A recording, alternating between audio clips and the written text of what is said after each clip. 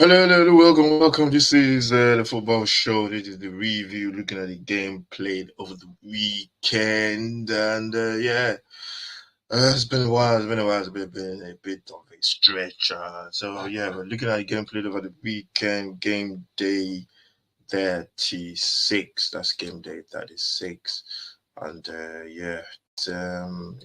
it's running out of games now.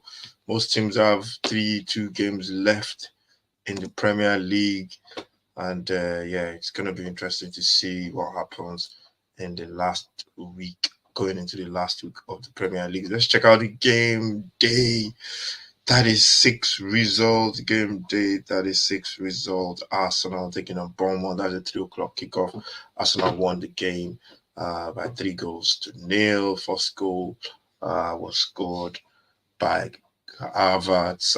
It looked like a pen, to be honest. That looked like it looked like he dived around. You can see him leaving his leg behind, but I don't even. No point in even come. What do you call it?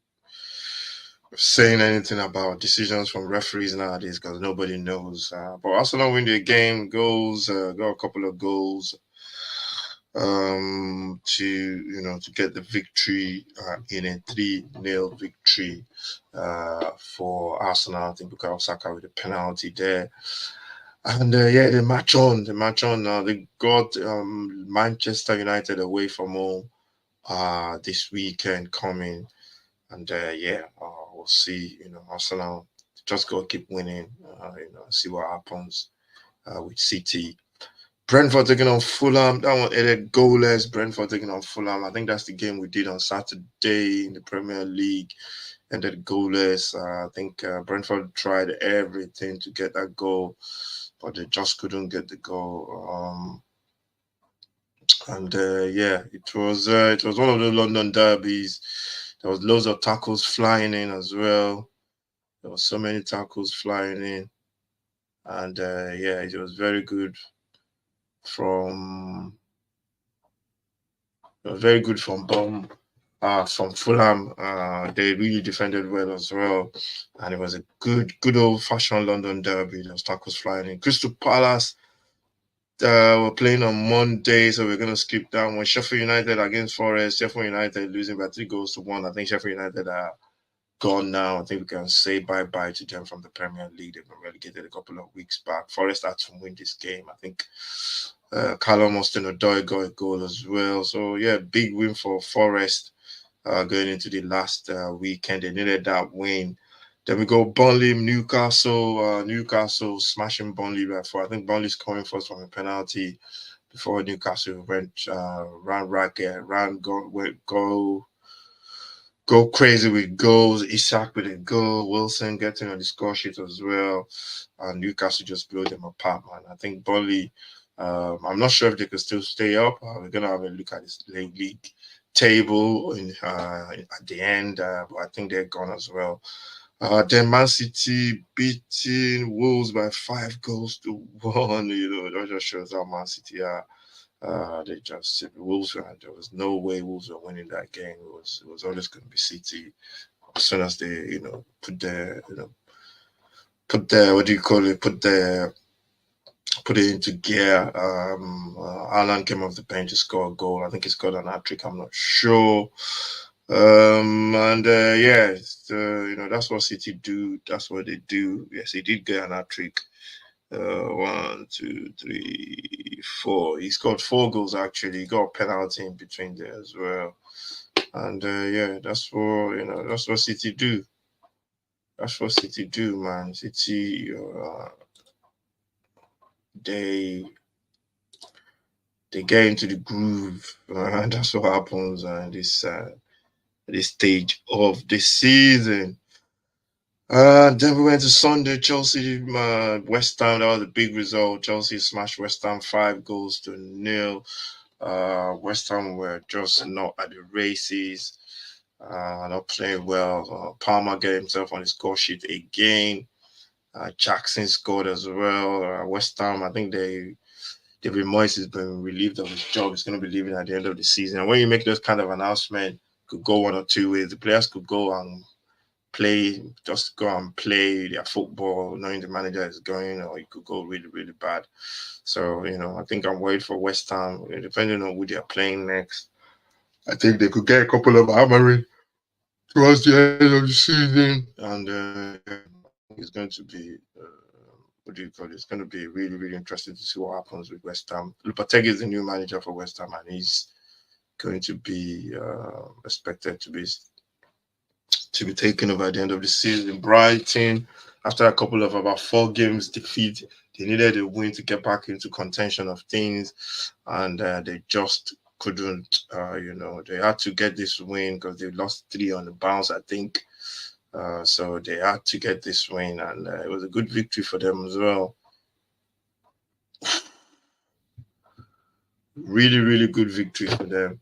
And it is, it is.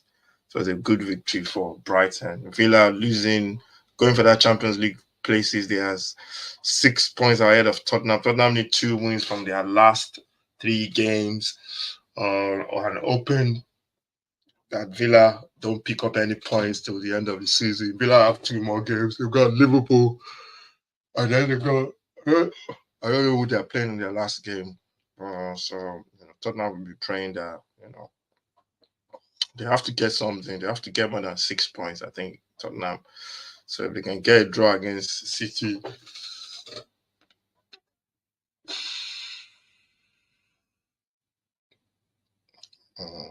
if they can get a draw against City, I think that will help them as well. But that might give Arsenal the title. So it's going to be interesting to see what happens going into the last couple of days in the season. Then we got Liverpool, Tottenham, which was we did a watch along for that. It was just shocking. Tottenham all over the show, losing again, going 4 goals down by halftime. There needs to be a big questions in the summer from the manager. He has to fix something. Move players on. They're not going to be able to play his system. But I was, to be honest, I was surprised the way Tottenham have, in a couple of weeks, they've just gone really, really bad in terms of just conceding. Before they were conceding goals, but at least they were creating chances, scoring goals.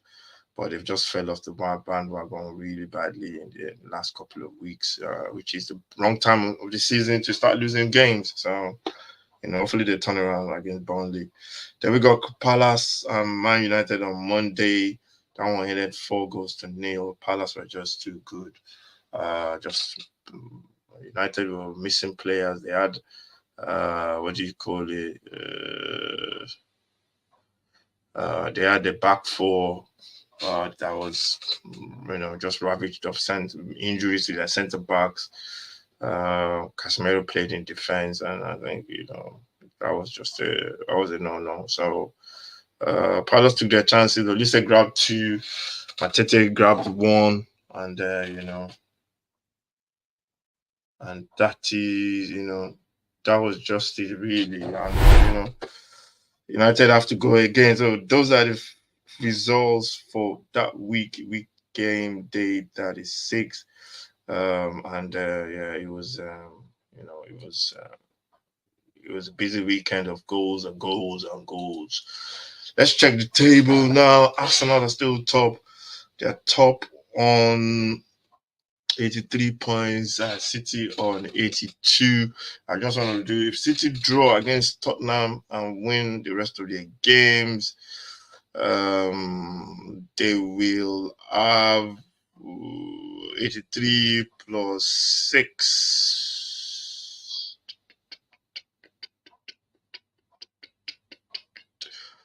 That's 9. They will have 89 points. If Arsenal win all their games, they will have they'll have 89 points as well. But Arsenal will win the league on goal difference. If City draw one of their games. Arsenal win their next 2, 86, 83 plus 9 plus 6.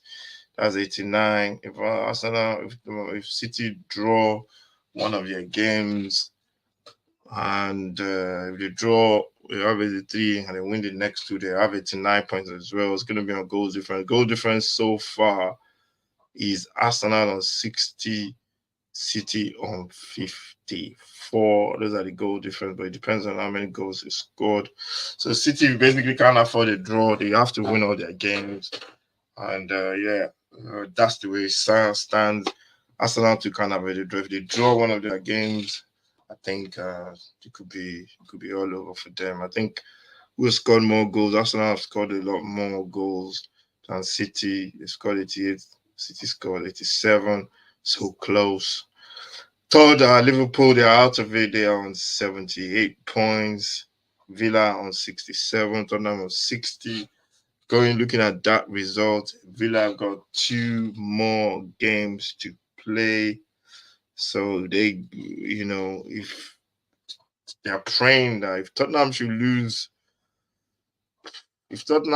against, I don't think Tottenham, looking at that, if Tottenham win their next 2 games, they will have 66 points. They can't even catch Villa. So Tottenham can get top 4 no more. I think Villa are secured with their top 4 unless Tottenham beat City, win their next 3 points, and Villa don't. And that's Tottenham will be on 69 if they win their next 3. And that could be a lot of repercussions. But so Tottenham will finish 5th, Villa's 4th. They're on 4th. Newcastle are behind Tottenham as well. Then you have Chelsea and Manchester United with Manchester United with how many games left? Manchester United still have 3 games to play. Tottenham have 3 games to play as well. Newcastle have 3 games to play. So all those teams, they still have games to play, man. So so even Newcastle as well. Newcastle can still catch Tottenham if they win their next 2.